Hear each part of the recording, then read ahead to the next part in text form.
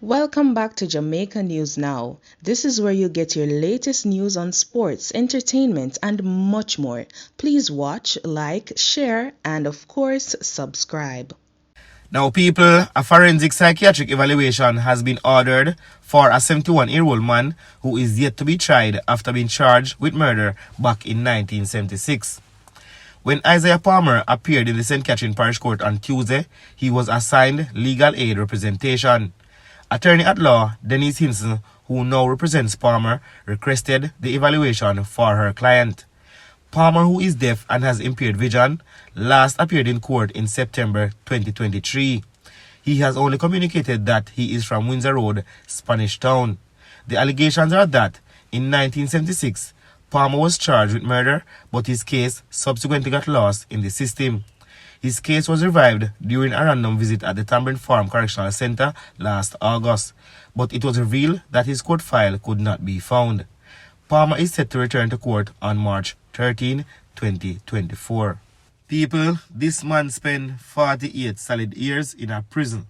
Hear me I tell you? And him not try yet. Them say him file last in our system. Everything for him last in our system.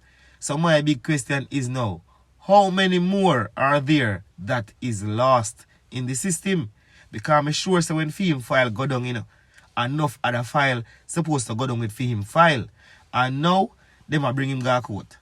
Them supposed to find out where this man did live. Find him whereabouts and try to bring him go somewhere or something of the sort. But him not supposed to in a prison same way, people. That not sound good.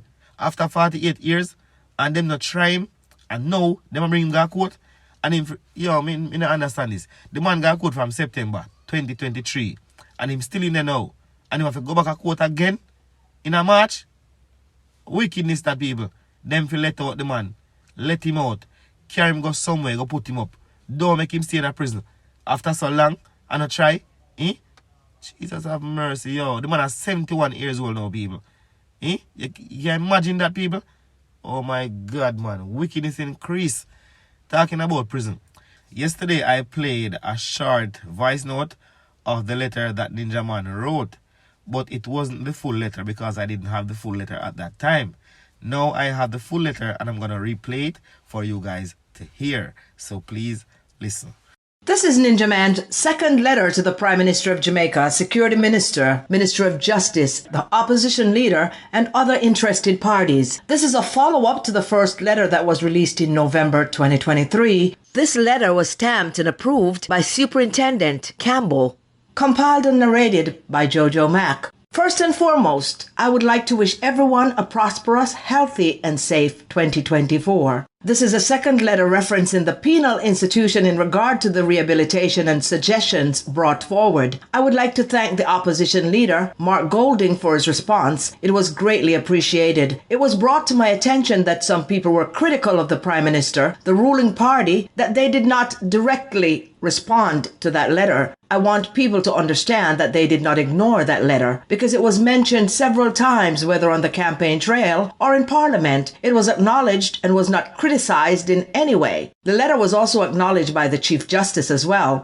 You could say different strokes for different folks. What we must all remember is that while they may take time to recognize a letter, they're in no way, shape, or form obligated to do so. And that is why I laud them in this moment. Since the publication of that letter, I have seen where changes are beginning to take place in the institution. I am not sure if those changes were manifested in thought before the letter, but I have seen them being implemented since. Please know that I have never written a letter asking for favors for myself or to complain about me suffering in prison. I have never asked for anything to benefit me personally, but instead for the benefit and strength of the country and its people. In your positions at the helm of society, it is sometimes harder to see what's at your feet. Those who are on the ground can see more clearly as they are directly affected by what is there. They're at the root of what is happening. We have first-hand experience. Therefore, it would be wise to give an ear to what we have to say. So yes, we appreciate the acknowledgement, publicly or otherwise. This shows that you are listening to what the people in your charge have to say, even those who are not in the free world. I've had many conversations with a lot of those who are behind bars, and I've come to realize that when a person is sentenced to serve time, the most impactful moment is that moment they're sentenced, as they fast to realize that this will be their lives for as long as the sentence lasts. They have conditioned their minds to the fact that this will be their fate, and therefore pull on their strengths to take them through it. A place like General Penitentiary could be changed to the Jamaica School of Discipline, where people are taught how to behave, where anger management is part of the daily routine, as a lot of people have committed crimes because they were angry and were not privy to outlets where that anger could be channeled in a more positive way. I spoke of lending myself in ways that can aid in getting them the help they need as they serve the time they were handed, and a vast amount of my fans are willing to assist in helping to see the solutions I suggested come to fruition. Through my foundation, through my team on the outside, they are willing to make donations, whether monetarily or donations in the form of equipment or other supplies that are needed to make this a reality. We could do this through contact with the relevant authorities. As I suggested, having access to learning new skills or improving on the skills they already have can be a huge part of the rehabilitation process. Not everyone institutionalized had or still have bad intentions, so if they're offered options that can assist them in being progressive members of society when they're released, the country will benefit. After all, at the end of the day, when that man or woman returns to the general populace, it will be as someone with a more positive mindset. I spoke about those who already have a skill set that can make a contribution to the country while serving their time. But for those who are not skilled, the institution could offer classes to help them garner skills that will help them when they return to society. The aim would be to not have criminals return to society, but people who will be geared for a more purposed lifestyle. On the other hand, the prison system could be seen as an income-generating agency that funds itself, as mentioned in my first letter to you. The Prime Minister, the Opposition Leader, Minister of Justice, Minister of Security, and other members of your cabinet. We have one of the best Deputy Commissioners of Prison in the institution, Miss Stone, who have served on many levels. She knows every prisoner by name and she's well respected. Given the right tools, she can make a difference. Superintendent Campbell is one of the best and most respected in the prison system. He aids in fostering peace and unity within the system, along with Superintendent Clark and others whose names I can't remember at this time. They are the kind of people who are willing to see these ideas come to life, but they need help to make it happen. We are willing to help. I, Ninja Man, am more than willing to help. I know in my heart that my Prime Minister, my Leader of Opposition, and other leaders in government would not reject something that would be for the amelioration of the country. People talk about prisoners living on taxpayers' money. That can be a thing of the past. We need to utilize the facilities at Spanish Town Prison for livestock farming. There's a greenhouse that can be utilized to help fund the prison system as well. People who pay taxes would like to see their taxes used in other ways to support the country, not feed able-bodied prisoners. But funding is needed to implement these efforts. I, Ninja Man, have paid my share of taxes, but I do not want to be fed from taxpayers' contributions. There was once a program in the system called Reference for Life that started at the gun court and extended to Spanish Town and General Penitentiary that was doing so well that inmates doing life sentences could go out under supervision to do what the government required of them. It was doing so well that some could even visit their families and return to the institution, and there was no problem. Treating the problem from the inside out can indeed make Jamaica a better place. There are many Jamaicans living abroad. They get on the internet to air their grievances about their fear of returning to Jamaica because of criminality. We would love for them to have a change of heart, and this is one way of restoring the confidence they once had. Once again, I am begging the Prime Minister, Leader of Opposition, Minister of Security, Minister of Justice, and other relevant members of government to walk the prison, have conversations with the prisoners, so you can see that there are many people with a lot of good inside who are willing to be rehabilitated. The JDF can help in this feat. As we all know, teamwork makes the dream work. I do not believe my thoughts are superfluous, as everything I have suggested is viable. Once again, I pray you take this into consideration. In my next letter, I will have a list of what is needed in order to be fully operational. Much respect and blessings. With love, Ninja Man.